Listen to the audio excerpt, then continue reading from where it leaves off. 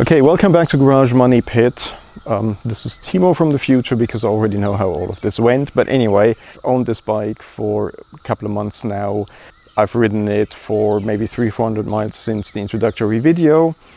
And one thing that became clear is I needed lowered foot pegs. I got a set of Touratech lowered foot pegs. I'll show you how I installed them and I'll then take the bike out on the road. You will get some riding footage this time and then I'll give you a verdict. You can see from the sudden amount of space that I've managed to sell my GL 1500, which was good because it's basically been standing around. But anyway, a couple of things I discovered already. It's also got bar risers here, which I hadn't seen originally. And we have a few more items to fit to the bike, because I can't leave anything stock. First, we have a few ram clamps and things like that, so I can put a action camera right around here, or the other side. Haven't figured that out yet. You can also see that I've put another clamp on here. Again, it's a ram mount for a cell phone mount, if I want to use a cell phone as a navigation device. We have another seat. There's some people in the motorcycle YouTube space who have 15 different helmets.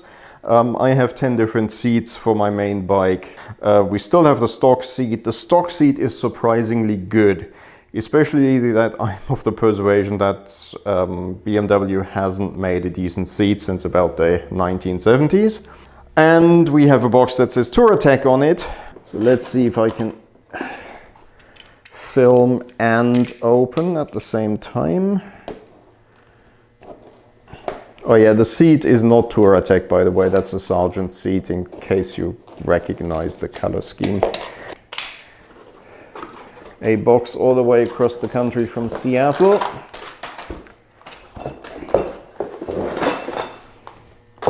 We have parts, namely we have a set of foot pegs. Given that these were actually available, I grabbed a pair.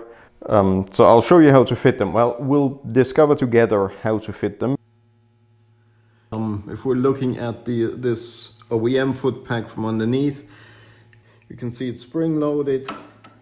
So it snaps back and it's got a pin here with a clip. So in order to get it out, we have to pull out the clip, pull out the pin, up the gear lever so I don't have to replace that. I remove this one. And then it should be a case of assembly being the reverse of disassembly. This is what the foot pegs look like out of the box or bag. But yeah, so we've got basically 2 footrests and some installation hardware, so it hopefully shouldn't take very long to put these on. As I showed you in the detailed video, the first thing to do is getting rid of the clip at the bottom of the pin that holds in the OEM foot peg, and then we'll push through the pin. And at this point we start swearing because of course it is hitting the gear lever. Okay, yeah, with this gear lever I have to take the gear lever off.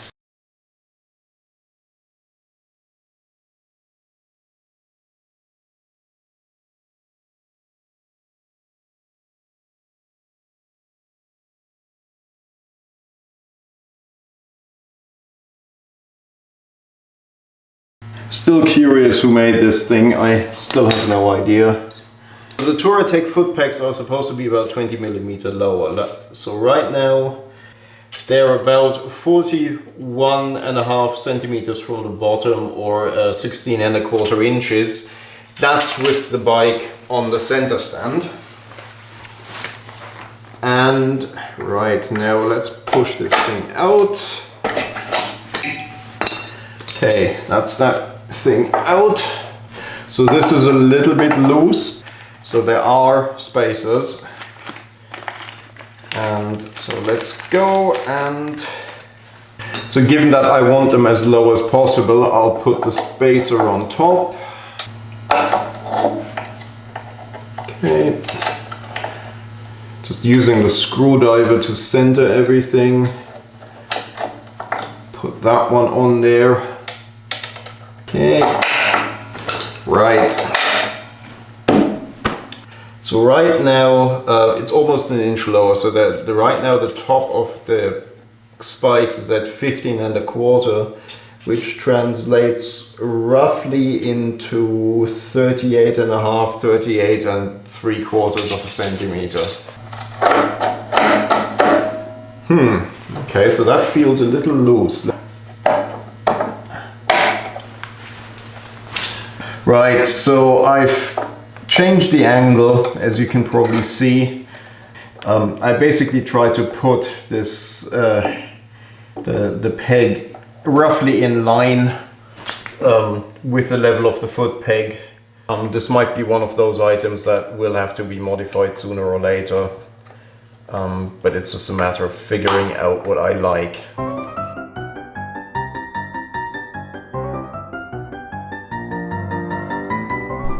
So here we should not have a problem pulling the pin out up top because the brake lever, because of the brake lever being underneath the foot peg. So let's get cracking on that one. We remove the C-clip underneath. Again, carefully, you don't want to move it, throw it across the shop, right, like I just did. Fortunately, it didn't go very far. Push out the pin. And again, pin is the part that gets reused. Let's try this. Come on. Right. We're in. Okay.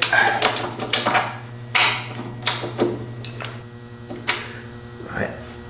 Okay. Okay, I actually like this one better. It's not as loose.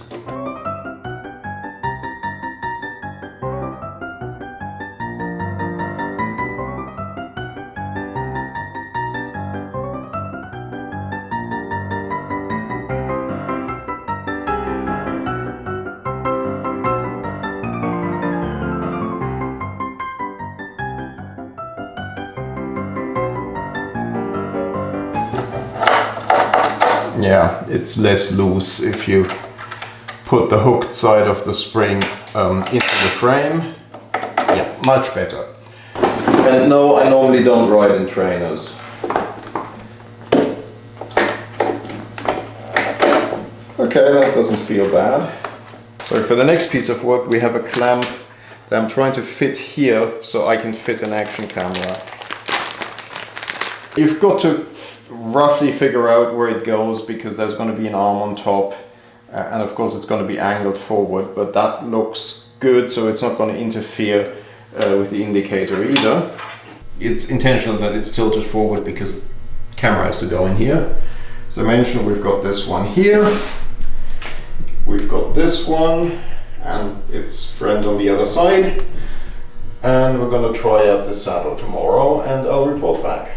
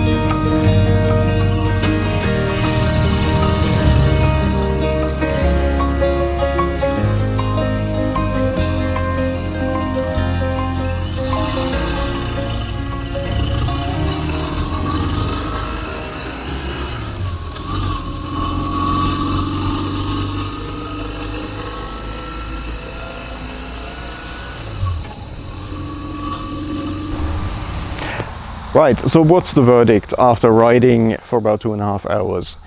Well, the foot pegs are a no-brainer. They did exactly what I thought they were going to do. They make my knee angle more comfortable when I'm riding sitting down, and they also make it a lot easier and more comfortable riding standing up.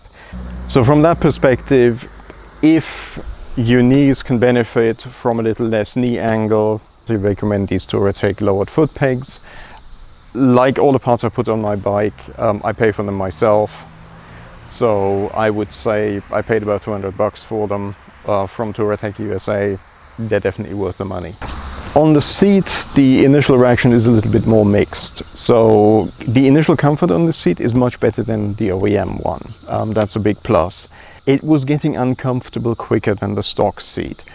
Is that going to change? Well, I'm going to keep using it and I'll let you know. Right now, it makes less of a difference than I had hoped for, although the width of the seat, which is much wider than the stock seat, does make it a nicer place to park your posterior. So from that perspective, it's a bit more comfortable. Is it worth the money at this point in time?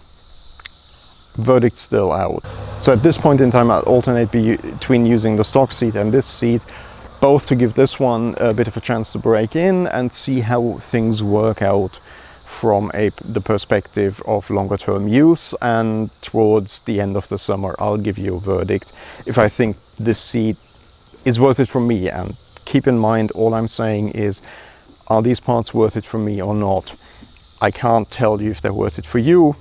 For me, the foot pegs definitely are worth it. The seat so far is a so-so. Depending on how it works out, I might try another seat. Well, thanks for watching. Subscribe if you like what you saw. Give it a thumbs up if you want to see more motorcycle content. Leave a comment what you'd like to see a bit more information about. And see you in the next video.